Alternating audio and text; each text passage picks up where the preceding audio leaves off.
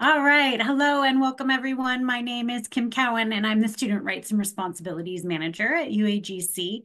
I will be the host of this session, the Writer's Toolkit Supporting Academic Writing of Graduate Students. By joining us today, you acknowledge that this session is being recorded and will be shared with TLC related materials. Microphones will be muted for this presentation, but we encourage you to post questions and comments in the chat. Also, we have enabled live transcription. If you would like to use it, click the Show Captions button at the bottom of your Zoom window. Now, I'm pleased to introduce you to Dr. Julie Adkins, Program Chair, and Dr. Jackie Kiger, Full Professor in the College of Arts and Sciences. Thanks so much, Kim. Thank you everyone for attending our session today. A common pain point for faculty teaching at the graduate level is that some of our students lack preparation for academic writing when they enter our program. And with no writing assessment to determine student writing readiness, there is no way for us to immediately know which students may need more support. I specifically remember speaking to a student who was struggling with his academic writing skills. And I simply asked him, what does it mean to have an academic voice? The student's response was that it was a teacher or a professor who spoke in front of a room to students. So from that moment, I realized that some of our students don't even know what it means to academically write. In a better effort to support our students, Jackie and I worked to create a writing toolkit and integrate it into EDU 650, which is our introductory course in the MAID program, and we used Adobe Express. The writing toolkit is provided weekly and focuses on exposing students to specific resources available to them in the Writing Center. Our goal was to see if there were any impacts on overall progression rates when comparing the EDU 650 course that included the writing toolkit versus those EDU 650 courses that did not. So Jackie will now go into a bit more detail about what was included in our writer's toolkit. Absolutely. Thank you, Julie. Hi, everyone. Thank you for making space to come and listen to our research. This is a result of a grant we received from the university. And when we think about the writer's toolkit, you can see on the screen here in front of you the activities that we presented to them each week in addition to the CLOs of the course or the WLOs, the weekly learning activities for that, because we wanted to drive home the importance of writing at a scholarly level and using the resources that are already provided. So each week, a writer's toolkit was provided that focused on writing awareness specific to that week's written assignment. The writer's kit was included as part of the weekly assignment in the instructions. So it wasn't like, oh, here's a resource, maybe you want to use it. It was in the instructions, do this, this, and this. One of the thises was to review the weekly writer's toolkit. And the main focus in week one was just the expectation of writing as a graduate student. And then week two was your academic voice, as you heard Julie mention earlier. That's important that everybody understand the lens from which you're now to view and participate. And then week three, the importance of that APA format. Week four, kind of going back to basics, reminding them about your proofreading skills, Grammarly and outlining. And then week five, integrating research. And then week six, to revise, edit, and proofread again. And then also getting help. So the toolkit, it's more focused approach to include and point students towards those resources that the university already offers. Next slide, please. This is an example of what it would look like, as the example of week one, to take them into the deliverables and resources for the week. And you can see there's an overview of the course, there's a resources, and there's a writer's toolkit for that. Next slide, please. So the results, when we think about the results, I need to preface this a little bit. It wasn't that we were creating anything new. We were giving existing tools and resources a more formal handshake to the student, if you will. A toolkit. Think about that for a second. If you're a plumber, you're going to have a toolkit with plumbing tools specific to being a good plumber. And we were doing the same thing. We weren't creating tools, we were collecting tools, putting them in a certain area every week for that craftsperson, the writer, to be aware of. So when we think about the results of that, the results show that there was an increase in the student progression rates of students in the group that had the writer's toolkit over those who were in the group that did not have it. But it was only by 2%. Yes, it was an increase, but only by 2%. A statistical analysis was done to determine if the increase was significant. Brings in that p-value. The p-value returned, it indicated that the data was not significant in the findings. So let me explain that a little bit further. So permission to utilize the data, because we got the data from somewhere, was sought and approved through the university, through the university's institutional effectiveness department. We applied a 2 proportion z-test to see and assess the difference in the central scores between those two groups, the group that had it, the group that did not have it, and their effect on the progression rates. So the two-pronged z-test was chosen as its purpose is to just do that, to determine whether there is a statistically significant difference between the proportions of the two independent groups. So the data for the study was taken from approximately 16 courses to include 172 students over the course of a 12-month period. So we compared the p-value to the significant level, and then it failed. The p-value failed, so we had to reject the null hypothesis. So based on this analysis, there was an observed increase in the progression rates from 81 to 83, that 2% I talked about, when comparing the Writer's Toolkit group with the non-Writer's Toolkit group. So our conclusion is that there is no statistically significant difference in the progression rates before and after that of the Writer's Toolkit implementation. Next slide, please.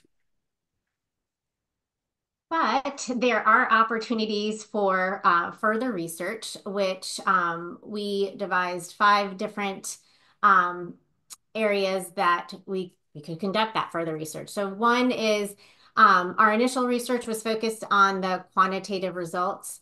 So we could consider a qualitative investigation to gain further insight on student perceptions of the Writer's Toolkit. This could help reveal if students found the toolkit helpful.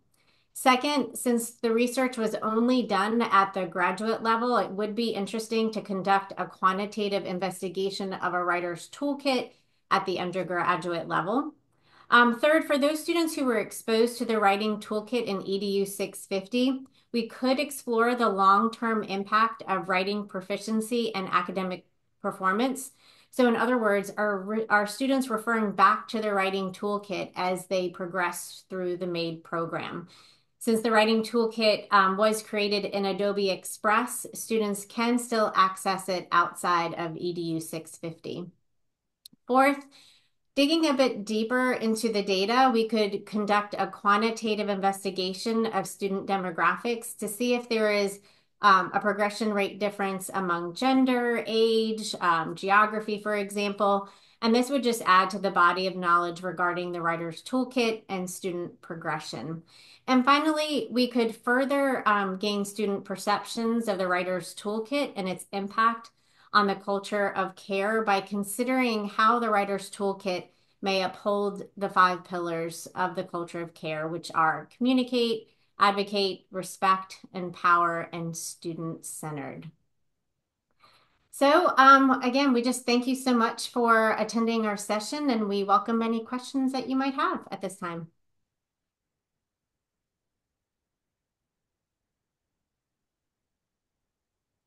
I'm looking in the chat. I see some comments, but I haven't seen where anybody has asked us a question on it. So I appreciate the comments. And hi, Susan. Yeah, hi, Susan. So, Susan, have you taught EDU 650 with the writing toolkit? And feel free to come on if you want to as well. And Amy, to Amy answer, asked, will we continue to implement this? The the idea was to put it in that first in course in our program of study, and then, hey, don't forget your toolbox as you move through your course of study. Now, I don't know if there will be a need, and we all know the difficulties when we redevelop courses. You know, we have our moments in time to get stuff done, and then we have a wait period. So I don't know if they'll be in a position to physically remind course to course, but the parting thought with students is, you know, take these with you in your next course. It's in the Adobe Express link. They'll have access to that from now on in their program of study. and Denise, to answer your question, I think one of the biggest things we learned is that students didn't know all that was available to them in the Writing Center. And by um, providing this writer's toolkit and putting it in their faces, and like Jackie said, we specifically, when we were creating, or when Jackie was redeveloping and created the discussions and the assignments, he specifically, you know, push students towards those writing resources utilizing that writing toolkit. So I think one of the biggest lessons learned is that students didn't know all that they have. And by kind of breaking it down week by week, it made it less overwhelming for students because, I mean, to be honest, the Writing Center can be quite overwhelming. Yes, and the uh, the answer about the writing center, where can you get these? Use them in our classes. This was just for 650, and to Amy's question about surveys with the students, this was a quantitative study on data, and so we didn't do anything other than look at what the data told us that we received from the university, and that might be something we consider in future studies to take a look at that. And Dana, the writing toolkit isn't in the Writing Center. It's in our EDU 650 course. So, but I'm happy to share, the links with you, our Adobe Express links, and you should be able to access it that way.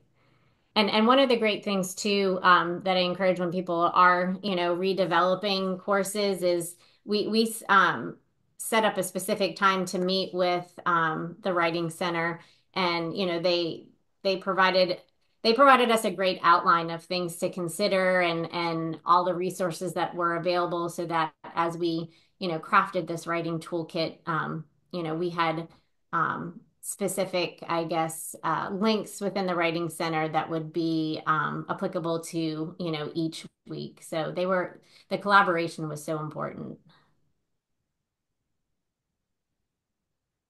It was also used in the feedback in the grading. I know I taught the course several times through that window that we use for the study. And you know, just as you would tell a student to perhaps, hey, you want to go look at the writing center and you have a growth opportunity. Well, the feedback I was using was incorporating, hey, be sure and go back and review your tools here that you had in, you know, the week 2 toolbox because you had a growth opportunity here, and this will help you, and it'll help you in future classes to kind of get on board with how all that works here in that entry point class in their master's program. And Denise, to your question about, would there be value in adding this toolkit to other courses or core courses in the MAID program? I would say yes, especially probably in the first three. I mean, I think it would be beneficial just to have it always there, just to kind of remind students of the resources that are available to them. But, as we go back to redeveloping the core courses, that's definitely something that we are considering. Yeah. And it's not it's not that you could plug and play it in every course because the way it was designed, we were intentional in not doing it, but it still kind of happened anyways because we did need to focus on, for example, voice in week 2. And so in another course, voice will be important, but is week 2 the right place for that to come up in? I don't know. And you don't want to just have so many tools in one spot in the toolbox because that becomes overwhelming too. So um, yes, it would probably be beneficial to have that uh, reminder of resources that are specific to that, but I don't know that we could just plug and play this into other courses without a little bit of editing. Mhm.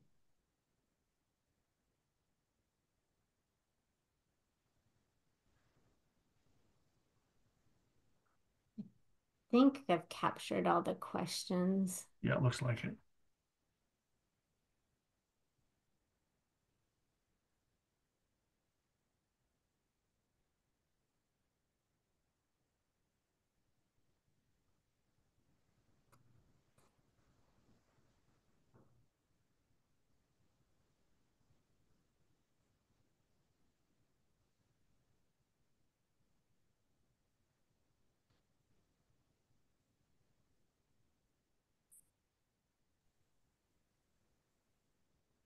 I think another question just popped in. So I guess Susan, in terms of just staying within EDU 650, I'm assuming, and I mean that is the plan, especially with being our introductory course. We want to make sure we're setting our students up for success throughout the program because I primarily teach courses in the middle, EDU 645 and 620, and then our capstone course. And students are continuing to struggle. So my hope is, we implemented this back in, oh goodness gracious, I think the first of the year. So, I'd like, I'm hoping to see, as students progress through this or have exposure to the writing toolkit that, I'll start seeing stronger writing skills throughout the MAID program. So definitely, yes, we plan to keep it in 650. And Dana asked, do you think that the students felt it was more work, or is there any way to know? We didn't survey the students. We didn't measure that. Um, as somebody who facilitated the course several times, my feeling in working with my students was, um, I feel like we took those resources and we just chunked them each week so that it was bite size and it wasn't, hey, you're not writing very well, go to the writing center, as opposed to getting in front of it and saying, we're going to be measuring you on your academic voice this week. So let's talk about academic voice before we get to that. And don't forget what we talked about the week before about, what it means to write at a graduate level. So you kind of build on that, hopefully each week, and so that it's chunkable as far as the learning goes, and that it's not overwhelming because I can tell you right now, it's overwhelming for me to go to Home Depot and walk down the tool aisle and see all those tools and have no idea which tool I really need when I wish somebody would, kind of chunk it for me and go, oh, you're doing plumbing. You need to go over here. So that was the goal of that.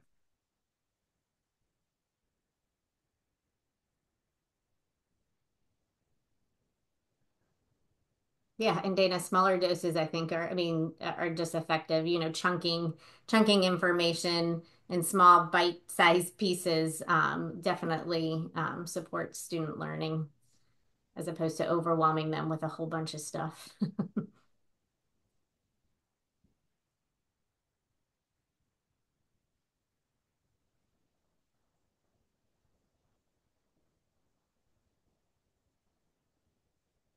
Thanks for sharing that, Susan.